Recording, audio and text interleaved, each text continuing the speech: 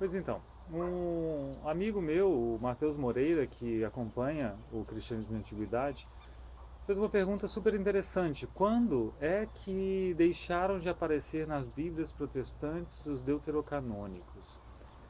Eu uso o termo deuterocanônicos não é para definir uma posição alinhada com uma tradição cristã específica, mas é para evitar o uso do termo apócrifos que pode causar uma confusão que eu já vi acontecer entre esses textos associados ao Antigo Testamento e os apócrifos do Novo Testamento, que são de natureza completamente diferente.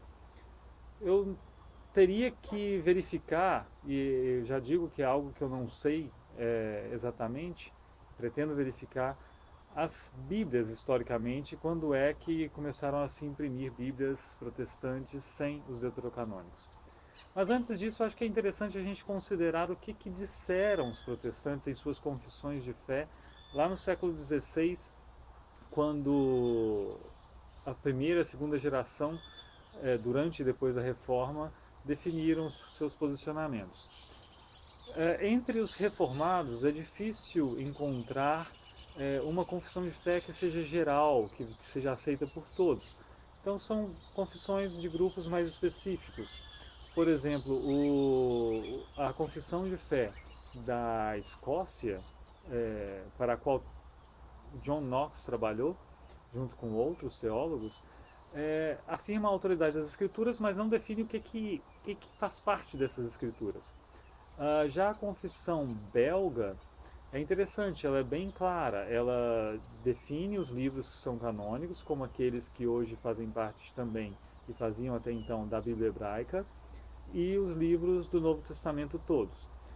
Quanto aos outros livros, que ela chama de apócrifos, ela diz que podem ser lidos, ou seja, a igreja pode muito bem ler esses livros, mas que eles não podem servir para definir doutrina por si mesmos. Eles devem ser usados na medida em que eles concordam com o ensinamento de livros canônicos.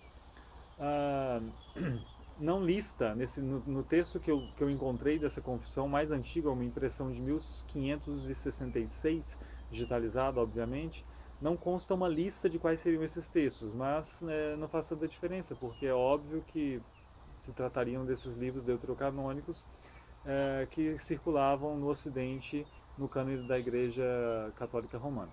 No âmbito da Igreja da Inglaterra, nos 39 artigos de religião, nós encontramos também lista dos livros do Antigo Testamento, afirmando que são canônicos aqueles que fazem parte da Bíblia hebraica, nomeados. O Novo Testamento diz ali que é aceito conforme recebido integralmente. E os outros livros, e eles até dizem, outros livros como diz Jerônimo, procurando em São Jerônimo a autoridade para dizer isso, para separar esses outros livros, eles são lidos pela igreja, mas não podem estabelecer doutrinas, ou seja, não se pode estabelecer doutrinas a partir deles. A igreja os lê para a edificação de sua fé.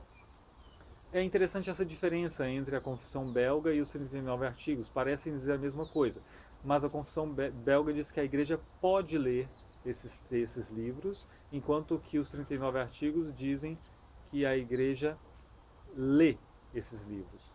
É uma diferença, parece mínima, mas é significativa.